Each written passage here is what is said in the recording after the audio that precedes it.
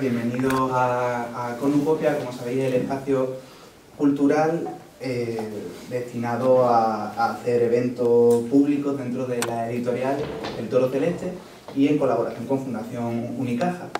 Durante todo este año, el proyecto inicial contemplaba sobre todo darle protagonismo, poner el foco en el público joven especialmente, pero bueno, entendemos que Juan es joven actualmente, no me malinterpretéis.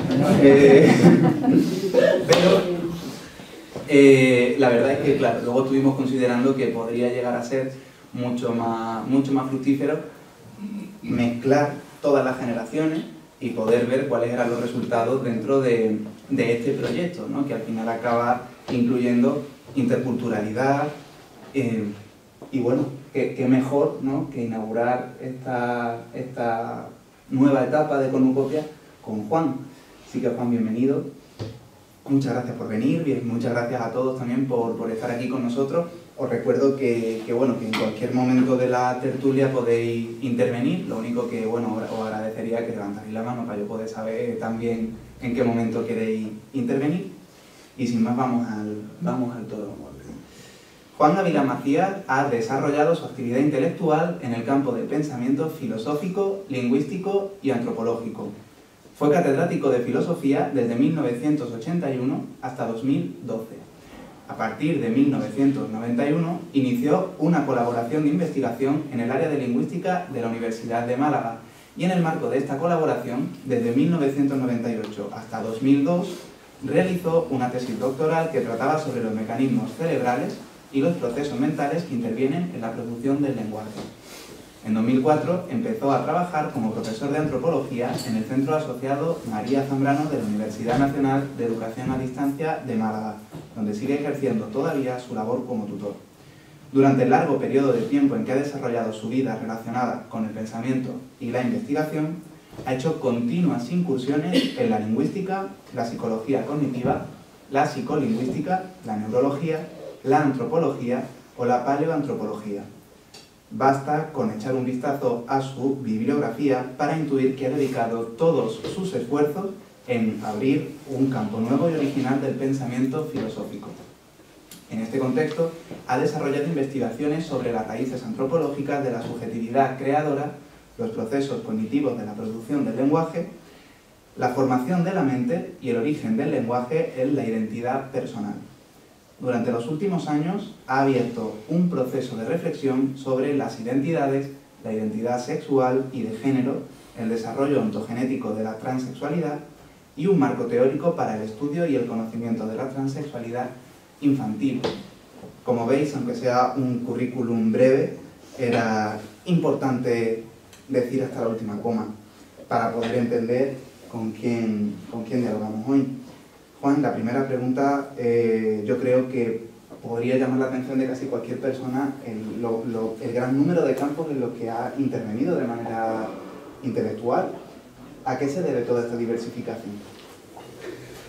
Bueno, primero, por supuesto, agradeceros que hayáis venido. Una tarde agradable, casi de primavera, se podrían hacer mil cosas, pero bueno, nada mal. Agradecerle a los jóvenes de Cornucopia, a Pedro, a Jesús y a Beatriz, el que hubieran contado conmigo precisamente para inaugurar esta serie nueva que empezaba, ¿no?, de autores ya no tan jóvenes, senior. Ya éramos senior, por no decir mayores, viejos o como sea. Veteranos. Sí, bueno, tampoco podemos vacilar de edad. Y bueno, estoy encantado porque yo siempre colaboro con mucho gusto. De hecho, ya tengo una colaboración casi directa y continua con el Toro Celeste, con mis amigos Juan Seigler, Rafael Ballesteros y con Gerardo. Y la verdad es que me venía mal, pero no quise faltar porque estábamos de viaje hasta casi antes de ayer, ¿no? Entonces yo le dije en principio que no, pero después dije, no voy a dejarlo con un lunes, ¿no? Vamos entonces con la cuestión. Yo, como tú has dicho, mi labor realmente, a lo largo de muchos años, se ha ido celebrando sobre el campo de la filosofía. Siempre ha sido el elemento en el que yo me he movido. Y de hecho, no solo me moví en ese campo, sino que me moví en un campo en el que no es que me decepcionara, sino que realmente yo no encontré la filosofía académica lo que quería. Y como no encontré lo que quería, pues abandoné la universidad y me dediqué a otras cosas, ¿no? Mi primera intención fue hacer un libro en el que le ajustaba cuenta a la filosofía, que son 2 libritos pequeñitos. Bueno, era uno, pero lo dividimos en 2 para poderlo publicar. Me lo sacó el primero Juan Villena en la universidad, que se llamaba El olvido del lobo. Y había otro librito que iba íntimamente unido, que se llamaba Los límites de la razón o La razón de los límites, en el que, como podéis ver ya en el título, bueno, pues era el ajuste de cuenta perfecto. Es decir, a mí me habéis estado enseñando durante años, he tenido que soportar las diatribas kantianas de cuáles son los límites de la razón. Y en realidad yo me he dado cuenta muy joven que a mí lo que me interesaba era precisamente explorar la razón de los límites. Y por lo tanto, mi libro, por ejemplo, El olvido del lobo, era un libro que ahora mismo no tendría a lo mejor mucha novedad, aunque habría que releerlo y pensarlo, pero el que yo hacía, por ejemplo, una reivindicación sobre las emociones. Cosas que, imaginaros, esto está escrito en los años 70, 80, es decir, el libro de Goleman aparece en el año 95. El libro de Daniel Goleman de la inteligencia emocional aparece en el 95, si no me equivoco en fecha. Entonces, ahí había una recuperación. Yo intentaba recuperar el pensamiento desde el campo de los sentimientos, campo de las emociones, el arte, la literatura. Además, fue verdaderamente interesante porque el libro lo cogió un profesor pragmatista de la Universidad Autónoma de Madrid y quiso ajustarme cuenta a mí, no yo a la filosofía, sino la quiso ajustar a mí, y me dijo de todo. De todo. Entonces me dijo que el libro, que bueno, que estaba bien escrito, que no sé cuánto, pero que yo tenía mucha facilidad para sacar pensamiento de la literatura. Entonces, claro, ese palo que me daba, que intentaba prácticamente dejarme listo, ¿no? A mí me pareció que era un elogio, me pareció un elogio fantástico. Es decir, ¿por qué? Pues porque yo en ese librito, El olvido del lobo, hacía mucha referencia a Proust, Kafka, Artaud, es decir, que realmente, como veis, filósofo académico yo no era, ¿no? Independientemente de que hubiera sacado la cátedra, de que fuera catedrático y todo ese tipo de asuntos. Bien, ¿qué ocurre? Pues, un pequeño excurso para contestar a la pregunta. Lo que ocurre sencillamente es que yo me di cuenta que la tarea de la filosofía contemporánea, nuestra, es decir, era yo mismo, ¿no? Es decir, lo que teníamos que hacer en el campo de la filosofía era abrir campos. Es decir, colonizar temas nuevos, encontrar temas, buscar un ámbito en el que nos pudiéramos desarrollar con mayor facilidad y no tener que repetir continuamente lo que estaban diciendo todos los especialistas sobre Kant, todos los especialistas sobre Hegel, etcétera, etcétera. Pues bueno, yo veía que todos mis compañeros, o mis antiguos compañeros, lo que hacían es el que más hacía una tesis sobre Nietzsche, que ya era valiente en aquel tiempo, ¿no? Mi amigo Julio Quesada hizo en aquel tiempo una tesis sobre Quesada que había que tener valor, es decir, era algo serio, ¿no? Entonces, bueno, pues realmente así empecé y me tomé en serio la idea de abrir campos nuevos, colonizar, buscar algo. Y lo que fui buscando tardó en llegar. Pero también es verdad que hay una época oscura en mi vida, no porque sea oscura en sí, sino porque yo me dediqué a leer, me dediqué a escribir, me dediqué a hacer 2 o 3 tesis doctorales que fracasaron. Fue un fracaso estrepitoso. Pero gracias a ese fracaso Yo he tenido material después para ir sacando libros con una facilidad pasmosa, ¿no? En un momento que es que me salían con relativa facilidad. De hecho, ahora tiene uno, El Toro Celeste, que son artículos que publiqué en los años 80 y 90 y poco, y que tienen una actualidad rabiosa, ¿no? Una actualidad rabiosa, porque te hablan del desorden, la complejidad, el caos, etcétera, la creatividad, la subjetividad creadora. De esta manera es como yo llegué. ¿Por qué? Pues porque de entrada hice una tesis doctoral con mi amigo Juan Villena, que ha venido, y además a mí me ha dado una gran alegría cuando lo he visto. Hice una tesis doctoral que se llamaba La producción del lenguaje, y que después apareció en un libro. He traído solo este y este, para no cargarme. Y este libro, que aparece como Lenguaje y creación, del que hablaremos posiblemente. Y realmente yo lo que entré fue en neurolingüística, psicolingüística, psicología cognitiva, etcétera, etcétera. Así, ¿cuáles son los mecanismos cerebrales y los mecanismos mentales del lenguaje que funcionan cuando hablamos? Es decir, realmente era un proyecto complicado, difícil. Yo creo que salió por casualidad. Yo no tenía ni idea de que eso pudiera salir, y de hecho la hicimos jugando al tenis, y cuando yo me di cuenta que tenía no sé cuántas carpetas, le dije: Juan, tengo 3 carpetas con notas, pero no sobre lo que queríamos hacer al principio, que era pensamiento, creación y lenguaje, no, sobre creación de lenguaje. Y entonces digo: bueno, tira, y yo tiré, y salió esto. Después hice un trabajo que tú lo has visto, Laberinto de la hominización, que trata sobre la evolución. ¿Cómo es posible que un animal cuadrúpedo se convierta en bípedo, tenga capacidad de lenguaje, tenga sentimientos religiosos, experiencia de la muerte, inteligencia técnica, etcétera, etcétera, ¿no? ¿Por qué digo esto? Bueno, pues también lo podríamos ver, pero el tema del origen del lenguaje era el que a mí me preocupaba. Me preocupaba siempre lo más difícil. Es decir, yo, por ejemplo, hacer un libro sobre evolución, tampoco tenía ningún tipo de interés, porque ya estaban hechos, ¿no? Estaban hechos, había un par de antropólogos que lo habían hecho incluso mejor de lo que lo podría hacer yo, porque tenían muchos datos, porque tenían grandes investigaciones. Yo lo que hice fue evolución de la inteligencia y del conocimiento, que hay muy poco. Y si a eso le añado que yo realmente no quería hablar sobre la evolución del conocimiento ni del entendimiento, sino que quería hablar del origen del lenguaje, es que prácticamente no había nada. Entonces, claro, había quien me decía: ¿y cómo va a hablar del origen del lenguaje? Pues claro, evidentemente magnetófonos no habían hace 2 millones de años. Yo no sé, pero evidentemente yo encontré datos, encontré maneras, encontré métodos de llegar, ¿no? Después hice Cerebro, Mente y Conciencia, que iba unido. Después, pues, si queréis, si tenéis ganas, yo puedo explicar cómo enlacé los 3 temas, pero realmente se continuaban uno a otro, ¿no? Era un tríptico prácticamente. Y bueno, así fue. Por casualidad, que como sé que lo vamos a tratar, no lo cuento, pues me llegó el tema de la transexualidad, y sobre todo el tema de la transexualidad infantil. Y fue un pelotazo. Yo no lo sabía, yo no lo hice. Yo asumí el tema como una responsabilidad intelectual.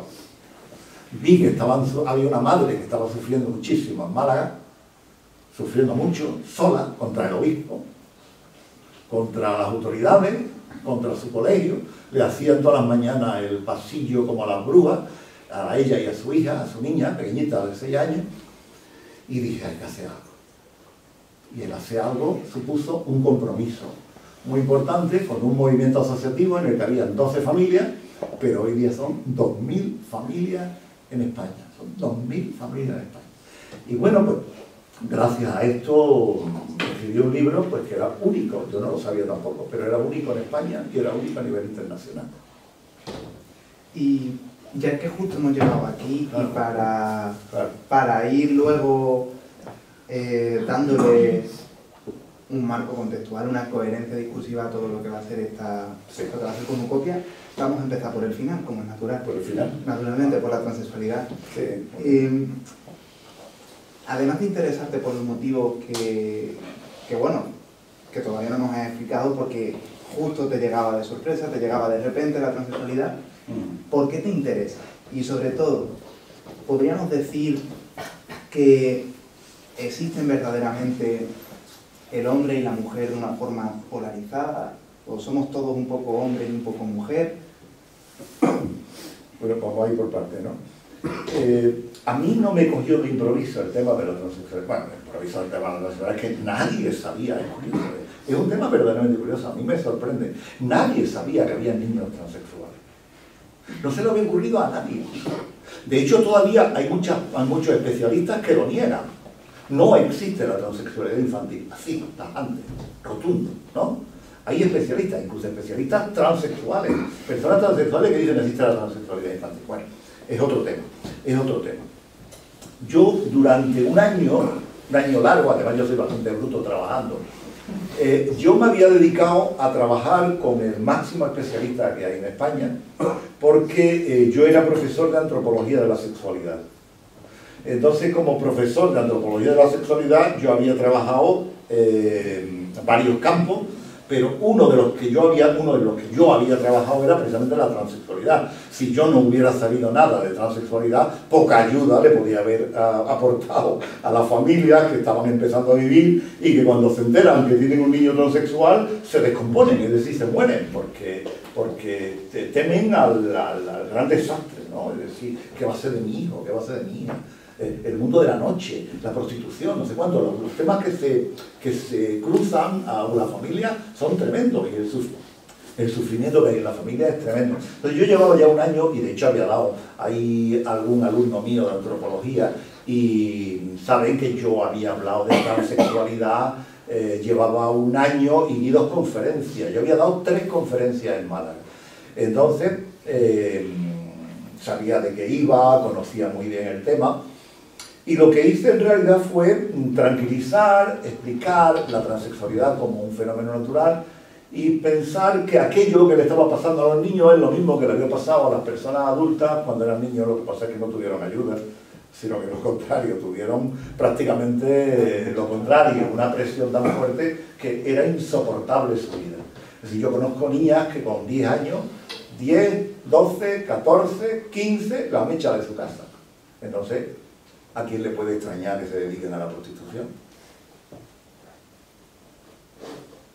No creo que vayan a vivir a la beneficencia, ¿no? Entonces una niña de 14 años que hace en la calle, es decir, porque la expulsan los padres. Entonces, realmente era un tema duro y yo me encuentro con familias que están intentando, es decir, yo sabía que estaban haciendo que empezaban una revolución. Yo como profesor de antropología, yo sabía, y así se lo comentaba a mis alumnos, que estaba empezando una revolución realmente imparable, ¿no? Imparable porque eran las madres, lo sabía. Incluso ellas mismas me decían que no hablara de madres porque era políticamente incorrecto. Yo decía que políticamente incorrecto, yo digo la verdad, ¿no? Y no fui nunca, es decir, nunca dije lo contrario. Era un movimiento de madres. Y madres que estaban prácticamente dispuestas a todo, ¿no? Y que querían cambiar los sistemas psicológicos, los sistemas de medicina. Y después tenían un problemón enorme, que de eso podemos hablar y de hecho creo que merece la pena hablar, ¿no? Teníamos el problema de que incluso la medicina, que se encargaba del estudio de la transexualidad, no la medicina en general, porque los médicos con los que yo conocí y con los que yo hablé eran muy comprensivos cuando me escuchaban hablar, cuando cambiábamos impresiones, cuando he formado a lo mejor en el colegio de psicólogos, en un colegio de pediatras, ¿no? Automáticamente ellos comprendían la situación. Pero los médicos que se encargaban del estudio de la transexualidad eran bastante cerrados porque mantenían un discurso que era absurdo. Y ahora podemos enganchar con la segunda parte de tu pregunta. ¿Cuál es el discurso? Pues el sistema binario y lo que yo he llamado antes, de pasada, he llamado la dualidad de género, ¿no? No lo comenté aquí, es verdad. Bueno, la dualidad de género. ¿Qué significa binario? Pues que la biología y la medicina ven la realidad con gafas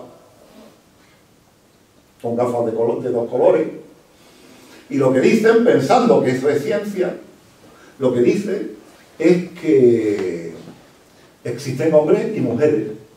Bueno, pues, está bien, ¿no? Eso es ciencia, claro.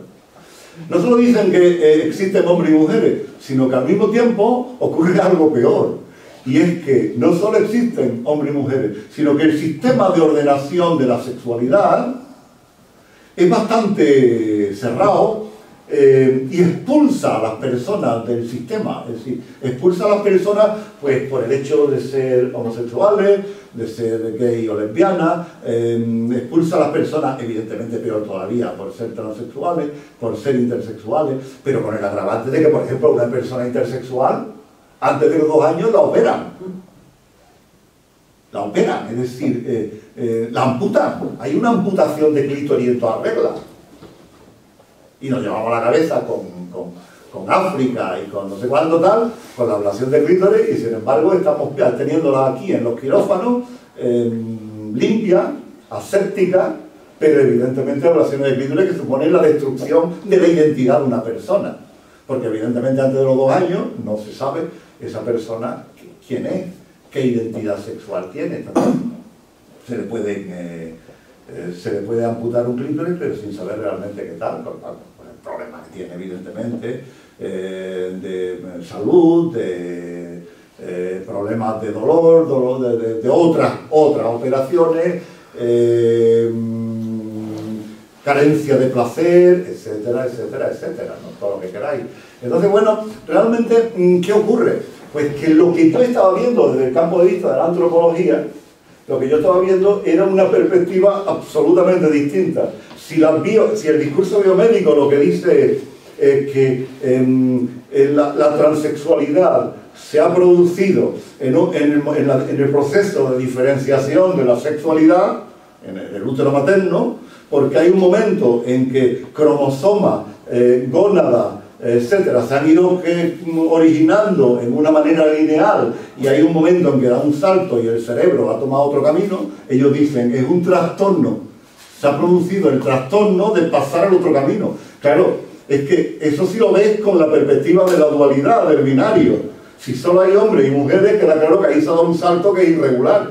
Si nosotros tenemos en cuenta que en todas las civilizaciones, en todas las épocas históricas, han existido personas transexuales e intersexuales, lo que debemos pensar es que lo que ha ocurrido en el proceso de diferenciación de la sexualidad no es un trastorno, sino que es un proceso de diversificación. La naturaleza cambia.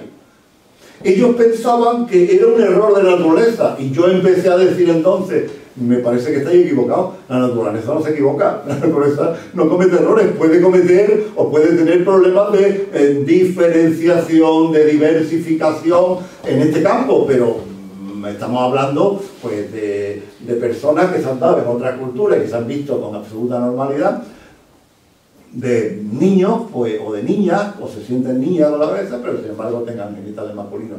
Esto fue lo que yo descubrí, no me extiendo más, si le interesa a alguien yo puedo hablar, pero realmente esto fue lo que yo descubrí y la verdad es que me la jugué, porque, hombre, ya me lo advirtieron, ¿no? ¿Cómo es posible que con lo que tú has trabajado, con el prestigio que has alcanzado, te arriesgues en este campo? Bueno, pues arriesgué y posiblemente me haya equivocado, pero yo estoy contentísimo, es la época más feliz de mi vida. Bueno, no creo que haya sido el error, pero me parece muy interesante porque, de hecho, desde la propia antropología, ya Levi Strauss, por ejemplo, habla de la construcción del mito, de la construcción de la religión desde esta visión binomial o binaria, y también desde la antropología, como también estabas comentando, hay muchas otras culturas que no han sido binomiales, como el caso de la hindú, que sí que comprenden, por ejemplo, la propia figura del transexual, porque tienen, que además ya me sirve también para relacionarlo con este personaje que han mencionado, que es Artaud, que sí que tiene también, o que hunde una estrecha relación con otras culturas, como en el caso de lo balinés, ¿no? Y él intenta trascender toda esta visión binaria del blanco del negro para intentar alcanzar algo mucho más polinomial, ¿no? Algo que permitiera muchas más perspectivas, que se correspondía más con la humanidad. En el caso de Artaud, y dejando ahora mismo de lado ya la construcción sexual para ir relacionándolo con la literatura, en el caso de Artaud, claro, él encuentra esta manera de romper este binomio, este código binario, que ha condicionado eso, todos los procesos culturales, en la palabra. Y la pregunta es, ¿por qué fue en principio la palabra? Entonces, bueno, vamos a ver primero la cuestión que es interesante alguna de las que hacemos. No creáis que son... Yo tengo un artículo en mi web sobre la diversidad sexual y otras culturas, pero ahí utilizamos poca cultura, pero es que son muchas las culturas que consideran que existen 3 sexos. Es increíble, ¿eh? Es increíble, es decir, es que vivimos con los ojos cerrados, es decir, realmente estamos viviendo en una situación que es la que marca la biología, pues yo creo que con prejuicios muy serios, ¿no? Con prejuicios, es decir, con prejuicios que desenfocan la realidad, Entonces, pero son muchas, pero es que yo ahora, por razones que, bueno, no tengo que decir, pero estoy trabajando sobre el origen de las religiones y que muchas religiones que tienen dioses tienen el doble sexo, ¿no? El hermafroditismo entre los dioses es muy abundante en muchas religiones, pero es que además las esculturas, hay esculturas griegas y romanas en las que aparece, bueno, el hermafrodita que está en el Louvre, ¿no? Que aparece, bueno, pues sin ningún tipo de prueba, pero es que en el mundo animal, una parte importante de los animales son hermafroditas. El hermafroditismo de la naturaleza es natural. Entonces, realmente mis trabajos iban funcionando por este campo, pero porque yo ya estaba trabajando en la transexualidad. Pero después con lo que me encuentro es algo más duro todavía, que es la infancia. Es decir, ¿cómo es posible? Y lo dejo por si alguien quiere después al final, ¿no? Pero ¿cómo es posible que un niño con 2 años, o una niña con 2 años, cuando le dicen guapo, dice no, guapo no, guapa? ¿Cómo es posible? Y la madre no lo entiende. Piensa que se está equivocando. Que la niña se equivoca, pero la niña no equivoca porque tiene un nivel de inteligencia alto, no tiene ningún tipo de problema, no tiene ningún tipo de problema de trastorno de identidad, no tiene ningún tipo de enfermedad mental, no tiene absolutamente nada, una niña normal. Pero empieza a decir y hablar de sí misma en femenino, a pesar de que al nacimiento le asignaron el sexo masculino y el género masculino. Estamos hablando de niñas, es decir, de niñas que asumen su identidad en contra del proceso de socialización de género que sufrió. Porque la cuestión es dura. Hay mucha gente que piensa que la identidad sexual es una construcción. ¿Y cómo explican este fenómeno? Yo ya he discutido con más de uno y no pienso discutir más. Y ya le hice un reto. Si alguno de vosotros me dais un argumento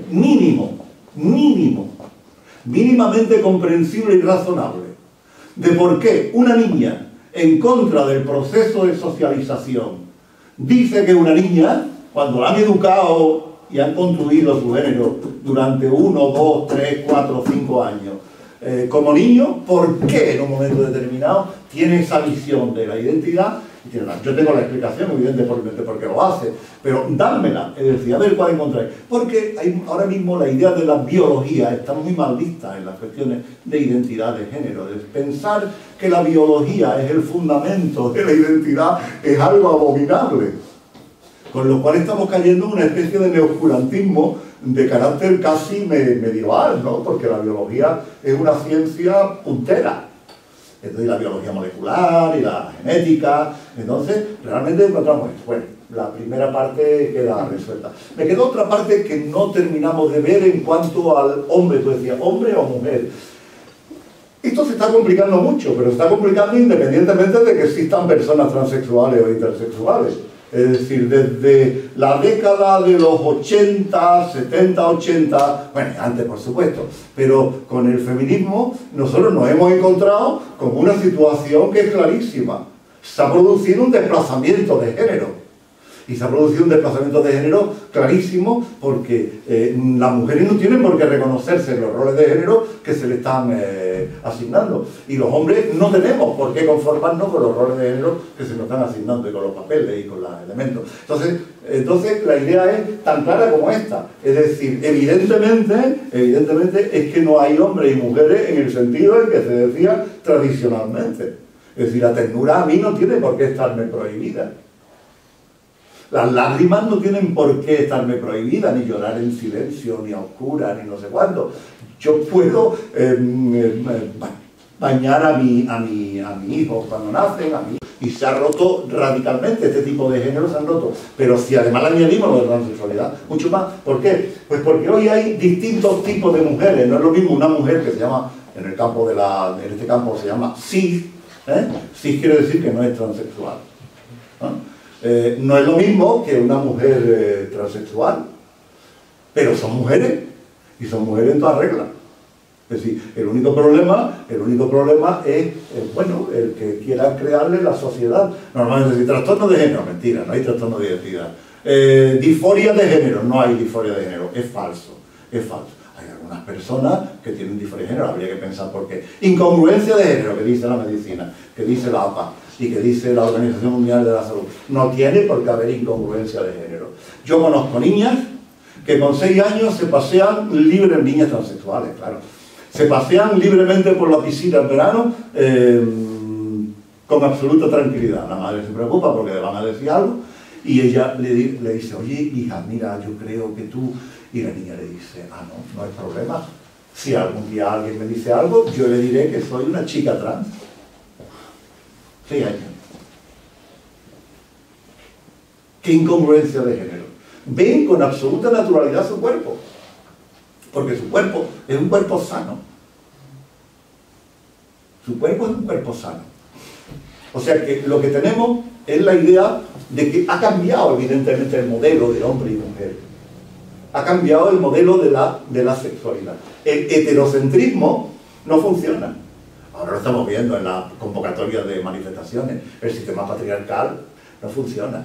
Yo lo siento por mi admirado Levi-Strauss, el antropólogo, porque él pensaba que las familias nucleares eran absolutamente universales, y no es verdad. Hay muchas familias en muchas culturas que están formadas por mujeres. Es decir, que realmente no hay ningún tipo. Basta con investigar.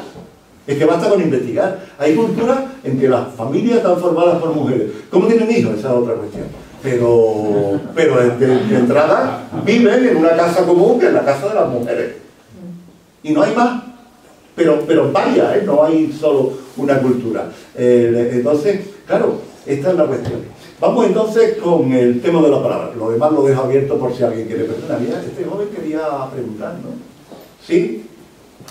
Venga, cuenta. Bueno, pues que en base a esto ya creo que la respuesta está ya incluso explicada, se sobreentiende, pero solo te quería preguntarte con lo que estás explicando, que entonces tú crees que entonces a los jóvenes, o sea, me refiero a los niños, a los muy jóvenes, se les debería educar sobre la identidad sexual o sobre la diversidad de géneros o relacionándose con el tema. Dice a nivel escolar, sí, a nivel de familia, claro, evidentemente.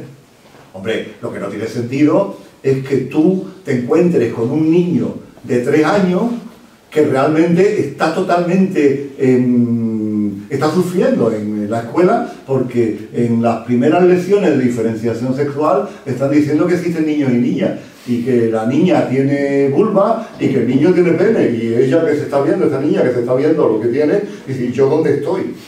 ¿Dónde estoy yo? Mira, un caso. Hay una niña de 4 años de Sevilla. Tenía un hermano que entonces podía tener 7, o la niña 5 y el hermano 7 u 8, una cosa así. Un día están explicando el tema de la diferenciación sexual. Hay niñas con tal, eso tan moderno, del muñequito, la muñequita con su vulva, el muñequito con su pene, no sé cuánto. Y entonces el niño le dice, señor, yo creo que el libro se equivoca. Porque yo conozco 1000 casos en que esto no es verdad. Claro, 1000 casos eran muchos, exageró un poco, pero bueno. Pero convenció a la profe, convenció a los compañeros, fueron a la directora y convencieron a la directora. Y se fueron a la delegación y le pidieron a la delegación que los libros, cuando expliquen la diferenciación sexual, que también incluyan muñequitos que tengan, claro, la diversidad. Y creo que hubo una editorial, yo no sé si la habrán conseguido o no, pero que hubo una editorial que fue receptiva.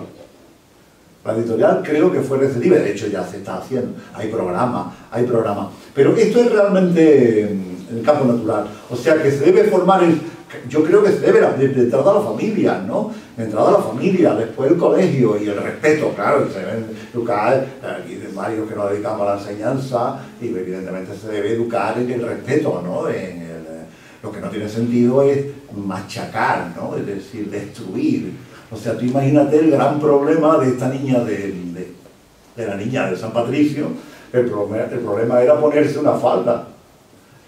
Mi amiga Ana, me acuerdo que en aquel tiempo me dijo, Juan, tan peligrosas son las faldas. ¿Te acuerdas, Ana?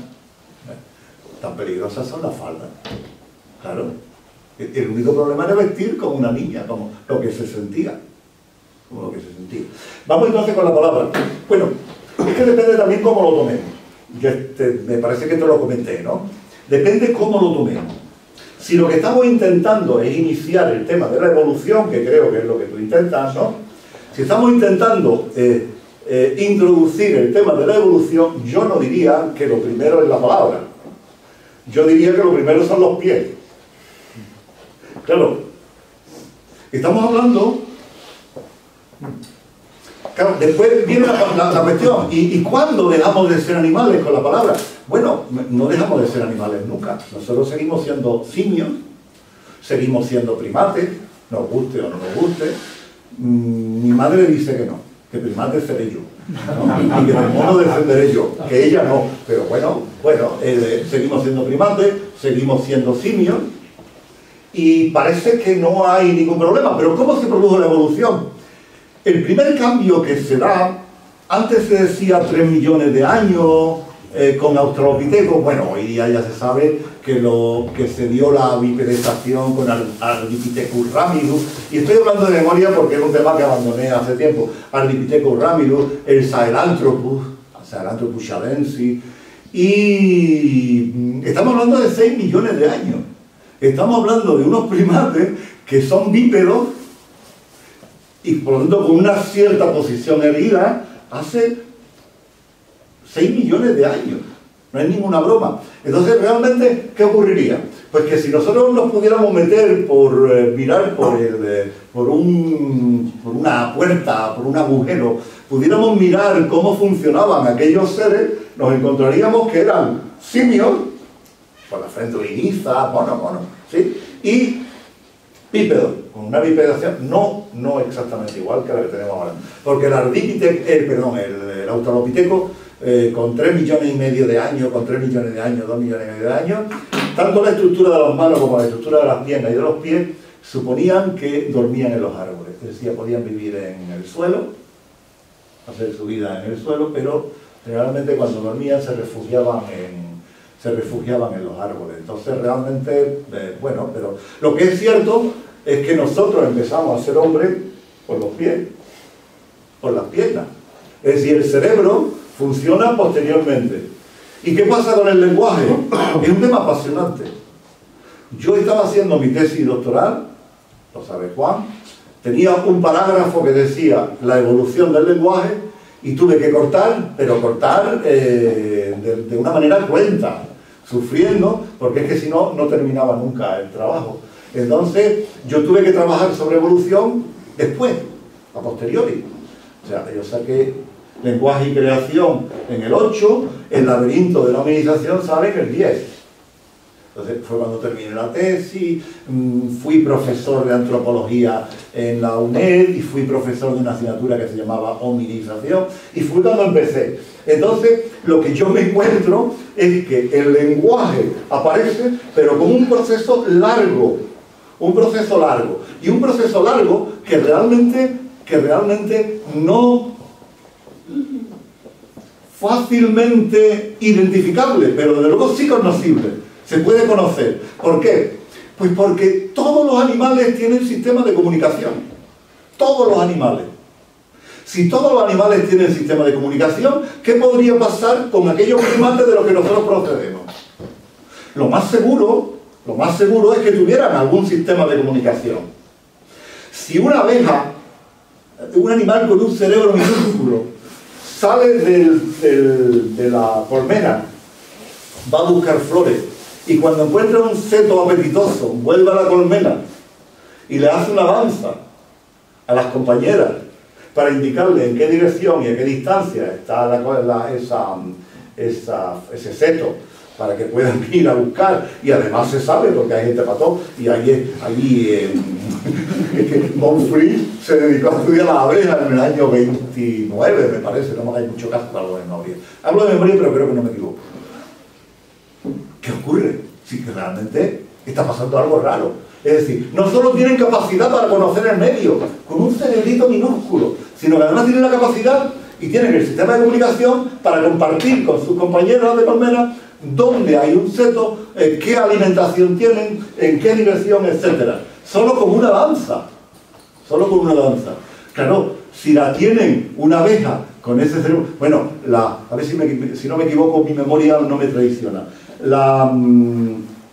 Hay una hormiga, se llama bicolor de apellido, no me sale el nombre, pero en fin, hay una hormiga que funciona en el desierto, que cuando sale del hormiguero va dando vueltas y va buscando alimentos. Cuando vuelve al hormiguero siempre vuelve a línea recta. Entonces, realmente tienen un conocimiento detallado del medio. Los australopitecos no lo tenían, pues claro que tenían que tenerlo. ¿Qué sistema de comunicación? Bueno, posiblemente no muy avanzado porque su aparato fonador no le permitía articular. Tiene una lengua carnosa, la nariz es alta, los dientes son grandes, es decir, la lengua no es capaz de articular. No es como la letra que es capaz de articular. No sé si recordáis Nabokov, ¿no? Nabokov había llamado a la novela Lolita porque decía que Lolita era como un viaje que iba desde el pelo del paladar hasta los dientes. Loli terminaba aquí, ¿no? Entonces, claro, esa es nuestra capacidad de articulación, es la que tiene nuestra lengua, que es pequeña, la laringe que ha bajado, la laringe que ha bajado, dientes más pequeños, que es el proceso de evolución. En un momento determinado, el australopiteco posiblemente no tuviera el sistema de comunicación que nosotros tenemos, pero sí que podrían tener un sistema de comunicación parecido al de los chimpancés adiestrados. Claro, es que se han hecho experimentos con los chimpancés adiestrados, que yo recojo en mi libro de la evolución, y que son capaces de decir mensajes tan claros como rosquillas duras, que son unas rosquillas duras danesas que tenían los cuidadores y que ellos podían pedirla con facilidad o pedir que abran el frigorífico, hasta 100 mensajes, hasta 100 mensajes con un pivote, un núcleo y un elemento que se relaciona. Pero esto lo hacen los niños de poca edad. El niño dice papá rum. Pues si dice papá rum es porque está construyendo una frase, ¿no? Está fraseando ya, está construyendo una oración, sí, rudimentaria, pero bueno, está apareciendo. Si nosotros damos el salto del australopiteco al Homo habilis o al ergaster, ya nos encontramos con el Homo mayor porque lo que descubrimos, lo descubrieron los paleoantropólogos que se dedicaron a estudiarlo. Descubrieron que tenían ya desarrollada parte del cerebro, de la parte izquierda del cerebro. Posiblemente área de Wernicke y área de Broca, que son fundamentales. Entonces, bueno, por eso yo digo que la palabra, nosotros tenemos otras cosas primero y la palabra viene después. ¿Qué función tiene la palabra? Evidentemente es fundamental, ¿no? Pues evidentemente es fundamental. Pero nosotros hemos desarrollado el lenguaje prácticamente, como lo han ido desarrollando los homínidos, lo han ido desarrollando de tal manera que nosotros lo hemos adquirido como un elemento fundamental de adaptación. Por eso todas las personas de todas las civilizaciones tienen lenguaje, hablan. Todas, sin ningún tipo de problema. No saben física. No aprenden física con facilidad, pero sí que aprendemos a hablar con mucha facilidad, incluso antes de los 2 años, ¿no? Y si nuestros padres, en vez de estar aquí, se van a China, aprenden chino, o si los padres de los niños aprenden chino si llegan a una buena edad con mucha facilidad. No hace falta profesora de chino, ni gastarse dinero en una academia, ni hacer ningún tipo de cuestiones, ¿no? Es decir, hay facilidad que es un carácter filogenético. Es de carácter filogenético. Si me acuerdo después, os contaré algo de este tipo de, si queréis me lo preguntáis, de condicionamientos filogenéticos, por ejemplo, en el miedo, porque ahora os contaré. Yo creo que la palabra entonces puede ser secundaria claro. al desarrollo del cerebro. No, es súper interesante porque además empiezas a trabajar en esta tesis apenas 10 años después del primer boom que pegaste en Pinker y Bloom, también a colación de lo que ya decía Chomsky respecto al innatismo lingüístico, al lingüístico universal, etc. Pinker y Bloom en este caso contradiciéndolos un poco, y en la línea, quizá un poco más alejado, ¿no?, que estaba Lieberman, que también situaba ya también el lenguaje, ¿no?, el basal, etc. Pero luego, por otra parte, tenemos los lingüistas cognitivos, en concreto, ¿no?, Lakoff, que también tiene una defensa de la palabra particular. Bien, en todo este panorama, y habiendo sido tú productor de una tesis doctoral que trata sobre esto, y al haber hecho todos estos autores, investigadores, propuestas más o menos sólidas al respecto del lenguaje, ¿cuál es la relación que consideras que tiene el lenguaje y el conocimiento?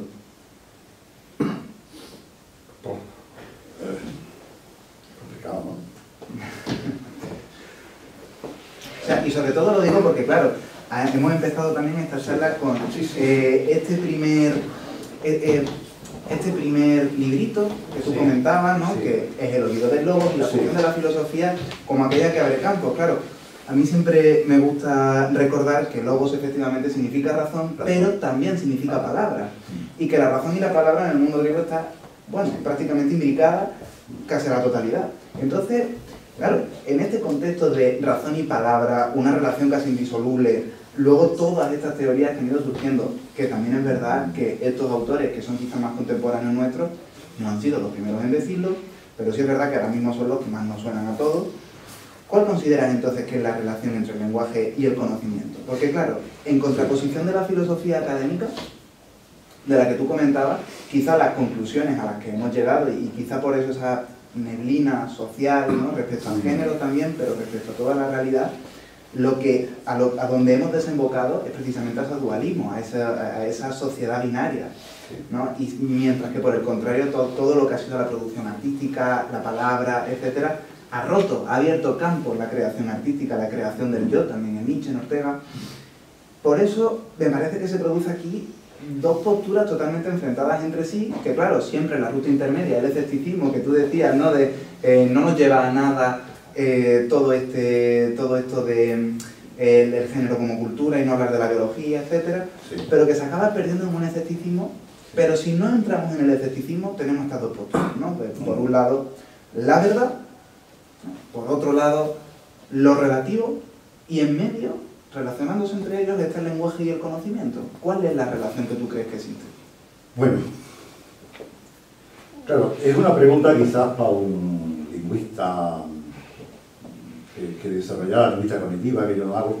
A mí me gustaría, conforme estabas planteando, a mí me gustaría incluso llevármelo a otro campo que posiblemente sería más fértil. Digo ahora mismo, aunque a mí no me importa después decir cuáles son las relaciones de conocimiento y lenguaje.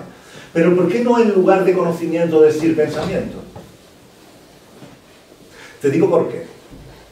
Te lo digo porque el conocimiento, el saber, ya supone una serie de estructuras que están como solidificadas. Esas son las críticas que hace Nietzsche, o que hace Berzón, o que hacen algunos autores.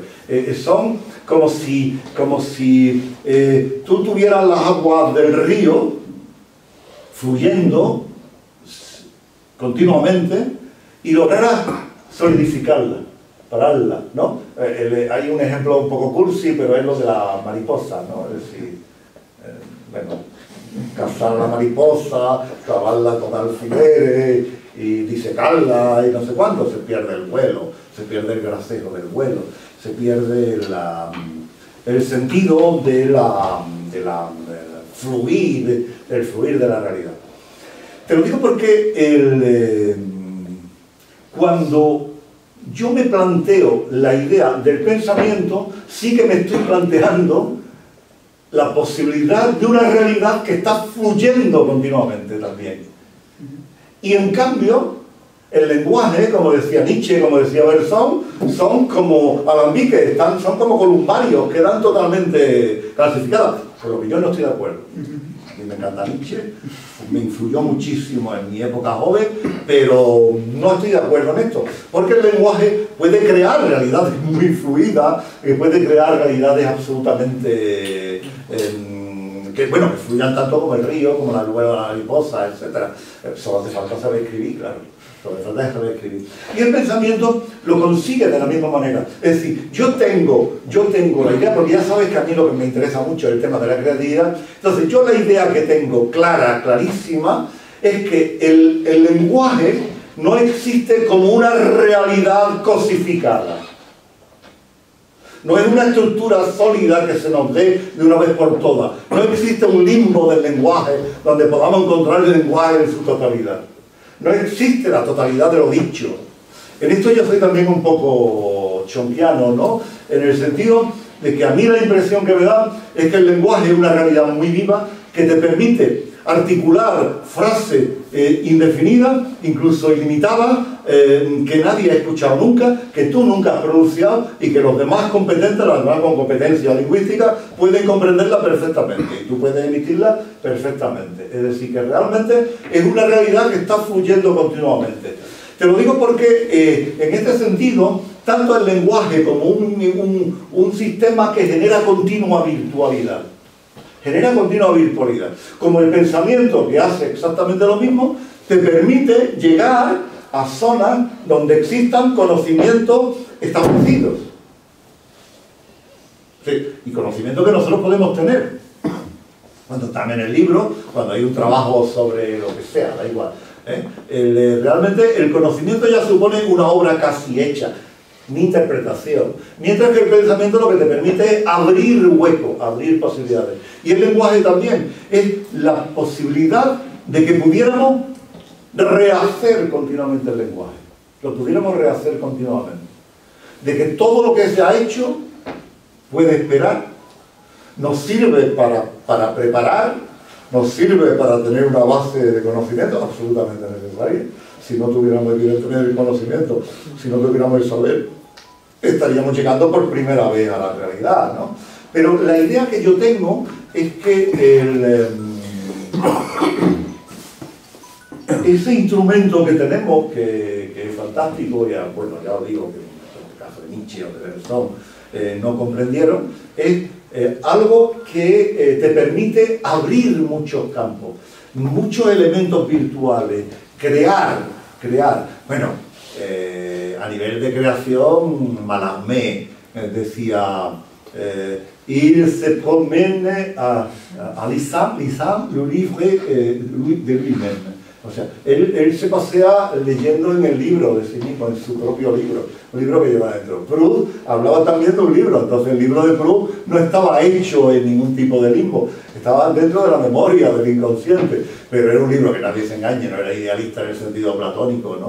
De pensar, hay un libro en el interior, en el inconsciente de cada uno de nosotros, o puede haberlo, siempre que seas capaz de descifrar el lenguaje que está escrito, porque es un lenguaje desconocido y no comprensible. Después escrito en signos que nosotros no comprendemos y no tal. Entonces hay que traducirlo.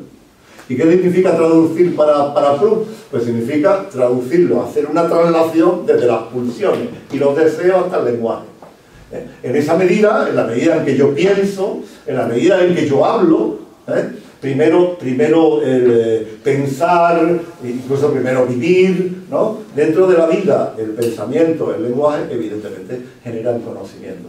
Es decir, a mí me interesaría esta posición, o por lo menos en la que yo he asumido durante años, porque me permitía la posibilidad de establecer sistemas de pensamiento muy fluidos, muy móviles, que tuvieran capacidad de transformarse, que pudieran movilizar muchas potencias de la mente, ¿no? Es decir, están en relación con las emociones. No sé si habéis dado cuenta, pero las personas que tienen un problema, por ejemplo, de depresión, una de las cosas que pierden es el lenguaje.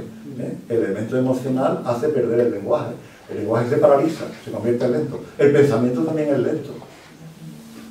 La vitalidad es la que provoca pensamiento, lenguaje, fluido, vida.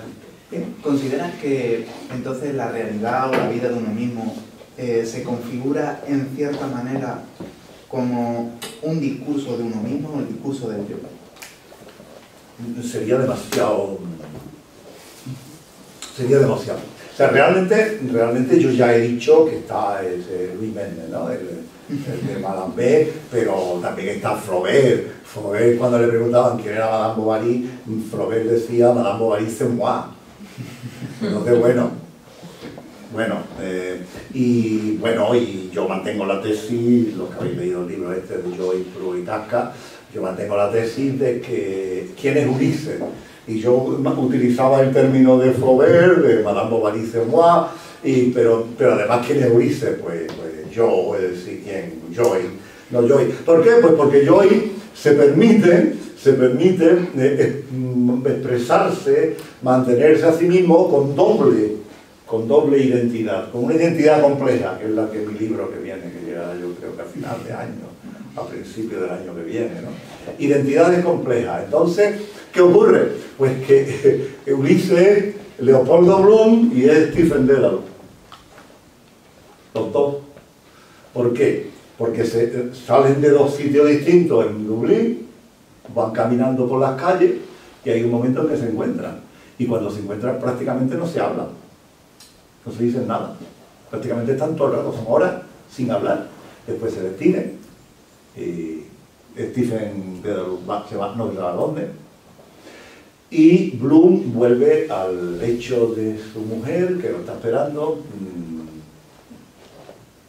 mientras que le ha sido infiel con su representante. Pero, bueno, él lo sabía. Llega, le da un beso, se acuesta siempre al revés, como siempre. Pero hay un encuentro, y el encuentro evidentemente es el propio Joyce. Yo creo que es el narrador, yo lo veo clarísimo, ¿no? Y yo creo que hay ya comentaristas que lo están aceptando, ¿no? Entonces, ¿quién soy yo? Bueno, pues, dice, desde mí, no sería yo tan egotista, ¿no? Es decir, yo, pero la realidad no existe solo conmigo, no solo soy yo. La realidad, como decía Ortega, es yo y el demás son mis circunstancias. Es decir, toda la realidad que me rodea. Cuando él dice circunstancias, evidentemente dice otras muchas cosas más, ¿no? Dice otras cosas más. Entonces, realmente, mi ver la botella supone el yo que la ve y la botella que se muestra ante mi mirada. Es decir, estamos hablando de una realidad compleja también, ¿no? No estamos hablando de una realidad simple como se pensaba en la epistemología y en la ontología clásica, en la que la botella tenía un sentido. Por una parte estaba la realidad, por otra parte estaba el conocimiento, es un espejo. Yo soy un espejo que refleja la realidad, ¿no? Yo construyo la realidad, yo vivo, y al vivir es mi vida la que hace que la propia realidad se vaya formando y vaya haciéndose expresiva. Y yo, en la medida en que me expreso, yo construyo el mundo. Yo construyo un mundo. Perdonadme que cite de nuevo a Proust, bueno, sin perdonarme, no queréis que no me perdonéis, pero Proust decía, y creo que llevaba toda la razón, que el artista, el escritor, conoce un mundo, mantiene y vive en un mundo que si él no lograra expresar, nadie conocería conocimiento. Es decir, realmente yo puedo alumbrar un mundo entero. Digo, yo, el escritor, el novelista, el poeta, ¿no? El poeta puede crear, el pintor, el artista en general, puede crear un mundo entero. Un mundo entero.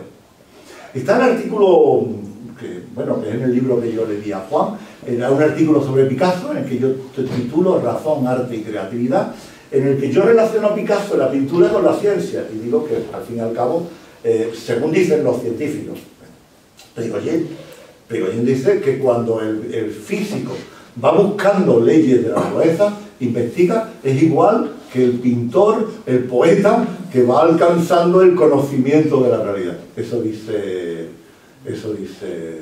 Périgoyen, premio Nobel de química, por la termodinámica, por los estudios matemáticos que hizo sobre el segundo principio de la termodinámica.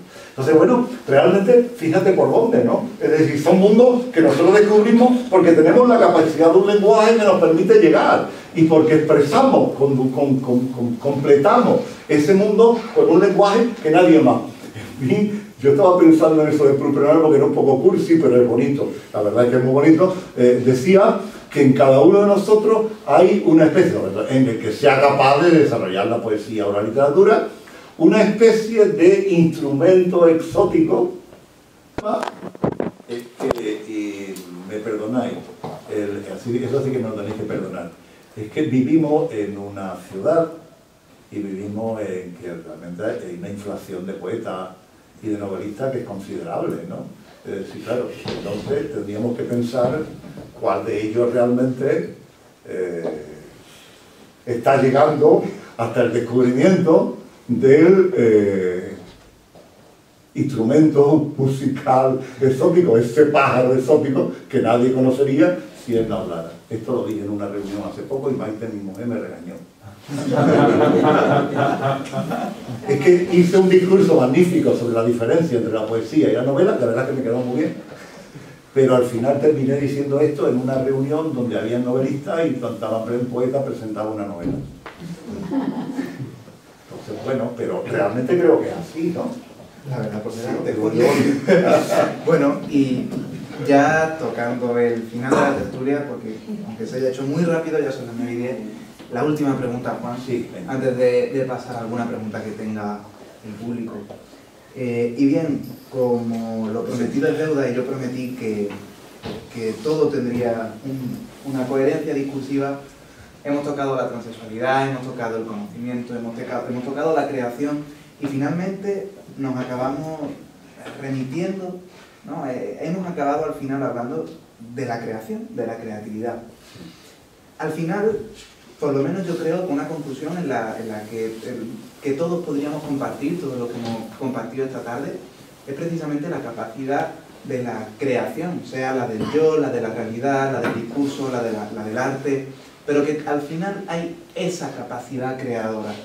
Y tú precisamente en este libro que comentabas, en este tocho, en el abismo de la creación, planteas, ¿no?, la subjetividad creadora. Entonces mi última pregunta, como cáliz de la tertulia, es precisamente cómo se entrelaza la identidad, la transexualidad, el mundo, el conocimiento, el discurso, en definitiva, el yo, con esta subjetividad creadora. Bueno. Yo creo que me he ganado, ¿no? Sí. Mirad, hay un fenómeno verdaderamente curioso. El problema de la identidad. Yo personalmente apuesto por un modelo de la identidad que no es el modelo de la identidad, lo mismo que he dicho con el pensamiento y lenguaje, ¿no? Yo apuesto por un modelo de la identidad que no es la identidad clásica, ni la identidad aquella de los metafísicos griegos, ni de Parménides, ni no sé cuánto. Yo hablo de una identidad compleja, y hablo de una identidad fluida y nómada. Es decir, algo que va cambiando continuamente. La identidad no cambia. Y en la creación literaria se da un problema que yo no sé si vosotros habéis visto. Yo lo he dejado escrito en algún momento y no sé si vosotros, los que escribís, además sois muchos, lo habéis experimentado. Y es que el escritor nunca podría conocerse si no escribiera. Pero el problema es que al escribir se modifica a sí mismo. Por lo tanto, ¿dónde estoy? Realmente es una situación compleja y difícil. Tú ya la experimentas, claro. Claro, no, pero te veo, ¿no? Claro, es que realmente nosotros estamos hablando de identidad, pero claro, claro, pero qué yoísmo, ¿no? Es decir, yo escribo, pero yo es que soy una ventana abierta al mundo. Yo soy un yo complejo. Yo tengo una identidad tan compleja que es la que me permite escribir. Y en la medida en que escribo, tengo una identidad más compleja, que no hace que yo me termine o no pueda conocerme, por lo menos, o que me introduzca dificultades considerables para comprenderme a mí mismo, para saber quién soy, o para saber dónde estoy. Que se lo digan a Joyce, ¿no? Que se lo digan a Joyce. ¿Qué? Pessoa. Por ejemplo, Pessoa, que tiene además citas magníficas sobre esta idea de la identidad compleja, ¿no? Entonces, claro, yo la idea que tengo de subjetividad creadora, bueno, la voy a exponer así con alfileres, ¿no?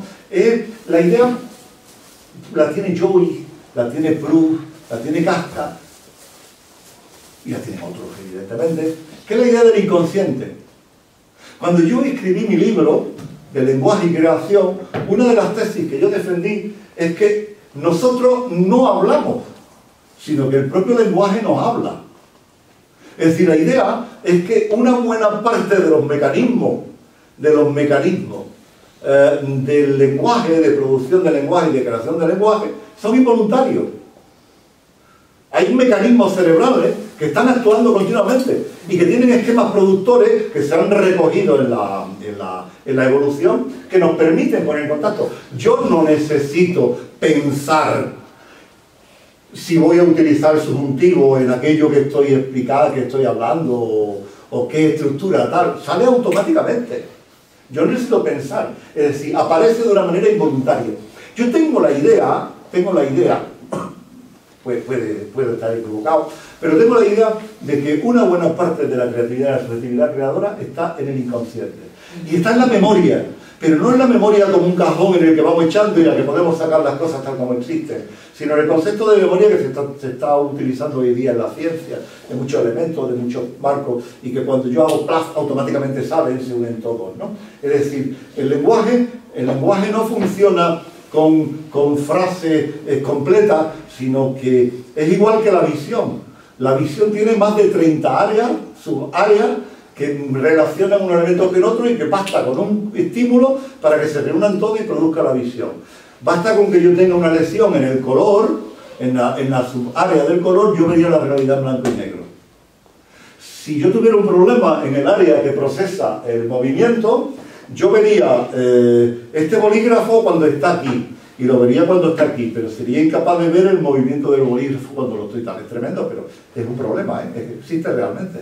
Es un trastorno cerebral que existe realmente.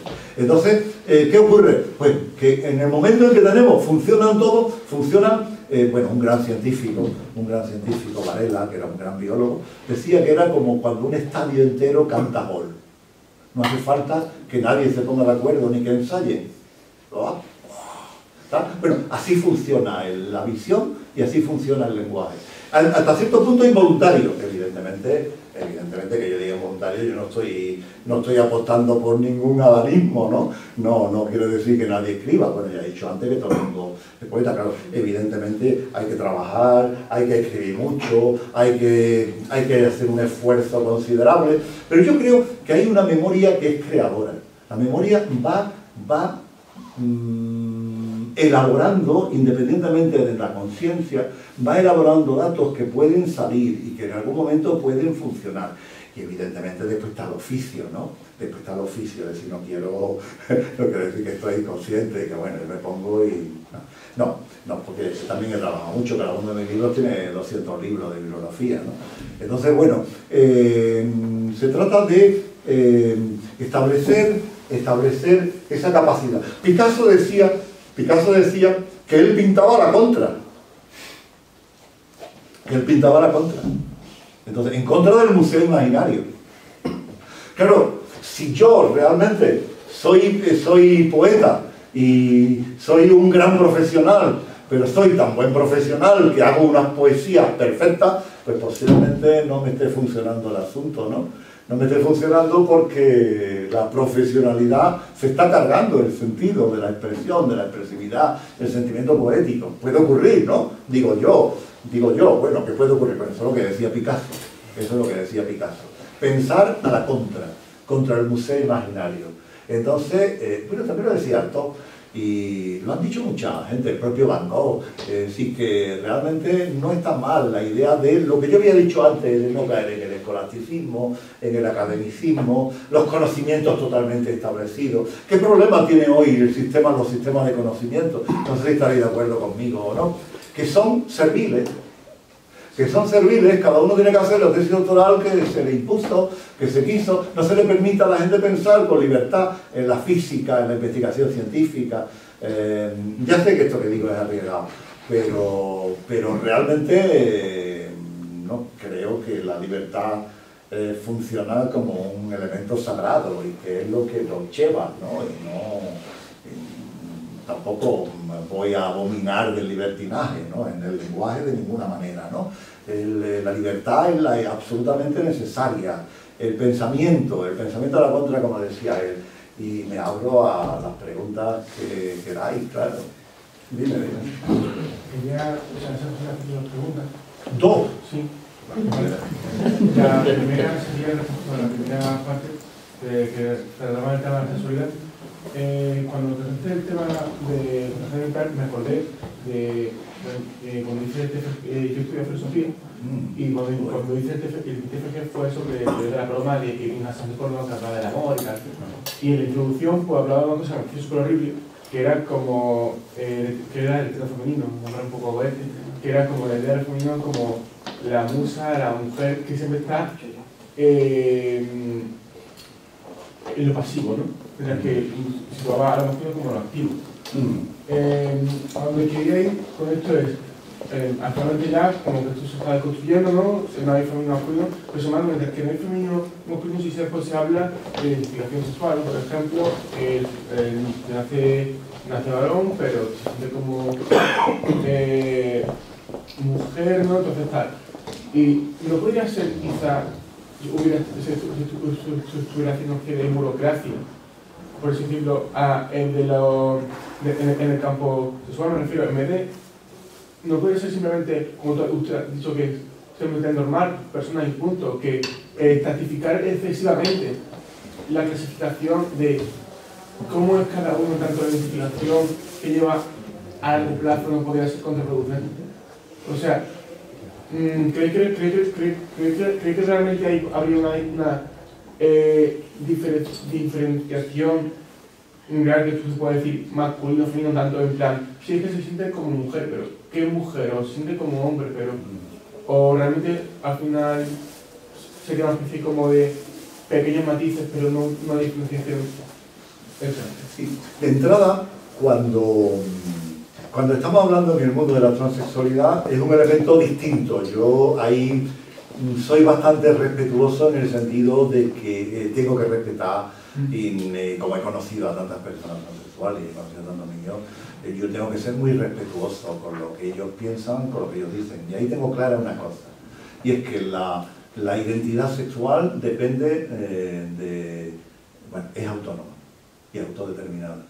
Es decir, no hay ningún médico ni hay ningún psicólogo que sea capaz, pero te lo digo en el sentido real y literal, que sea capaz de establecer la identidad sexual de una persona transexual, porque los engañan y se suelen equivocar. Hay literatura así. No tengo tiempo para explicarlo, pero se han hecho estudios, antropólogos que se han metido en un servicio de trastorno de identidad de género y se dieron cuenta que todos los expedientes que habían en el hospital, que habían en el servicio, decían lo mismo de una manera literal. Es decir, todos tenían el mismo patrón, el mismo esquema. Todos.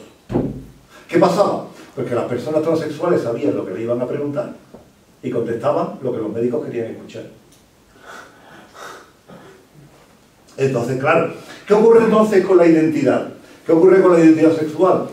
Dices tú hombre-mujer. Pues que va a depender mucho, primero, de una serie de elementos biológicos. No solo hombre-mujer, sexualidad, intersexualidad. Dependerá de elementos biológicos, hormonales, cromosómicos. Pero también va a depender de unos elementos culturales, de patrones culturales, evidentemente, ¿no? Que era lo que decía yo antes, cuando esta especie de conflictos, ¿no? Es decir, ¿qué le ocurre a una niña de 3 años para decir yo soy una niña? A pesar de que me hayan educado durante 3 años como varón, como niño. ¿Qué está ocurriendo? Hombre, ahí lo que ocurre está clarísimo, es que el factor biológico ha sido fundamental, en contra de los patrones culturales. Y en esto los antropólogos no se enteran. Porque el antropólogo general va buscando elementos y considera como maldito el elemento biológico, ¿no? Y al revés, el médico va esperando, en el discurso de los médicos se va esperando el elemento biológico, pero el elemento cultural ni se enteran. Entonces, claro, esa es la diferencia. En cuanto al otro, yo creo, si no te he entendido mal, y puedo estar de acuerdo en que la cuestión de género es una cuestión muy fluida, Y es una cuestión también, como he dicho antes, la identidad nómada, es decir, que puede ir cambiando y que puede ir funcionando en elementos, en función de elementos culturales, sociales, personales, ¿no? Personales, es decir, que realmente igual que la identidad, exactamente igual que la identidad. Entonces, bueno, no existe, lo que no existe de luego ya es una diferenciación tan chocante, ¿no? De binario, de elementos opuestos entre hombre y mujer. Eso yo creo que ha dejado de existir. Eso yo creo, vamos, no sé si alguien lo sigue aceptando. Dime. No, voy a tener que cortar porque se nos hace tarde. Sí. Muchas gracias a todos, de todas maneras. Bueno, es que sería una conversación que no acabaríamos ni mañana. Creo que es muy interesante. Juan, bienvenido. Ya sabes, como siempre, que la Fundación Única Salto Los Celestes, sobre todo en tu casa, y con Ucopia, pues, como tú dices, la acabas de colonizar. Ha sido un placer. Bueno, yo antes de que nos despidamos, siempre la cabeza en el recuerdo a Huizinga, es decir, dicho de otra manera, mi compañero Pedro, que hoy no ha podido venir con nosotros, aunque habría estado encantado de estar aquí. Tenía mucha ilusión, ¿no? Tenía mucha ilusión por estar aquí contigo y con vosotros, pero no ha podido ser. Y de todas maneras os invito el lunes que viene, aquí en el mismo lugar, que presentaremos el segundo volumen de Internautas, que es la edición que hace Rafael Inglada en su colección Arroyo de la Manía. En este caso, por fin, que ya tocaba esa y además hablando, ¿no?, de esa división que hizo en el primer volumen con el sexo masculino, y ahora en el segundo volumen con el sexo femenino, poesía, sobre todo malagueña. Así que es un evento muy interesante, una edición o editor malagueño con poesía malagueña. El malagueñismo nos va a salir esta vez. Así que muchísimas gracias a todos y nos vemos el lunes que viene.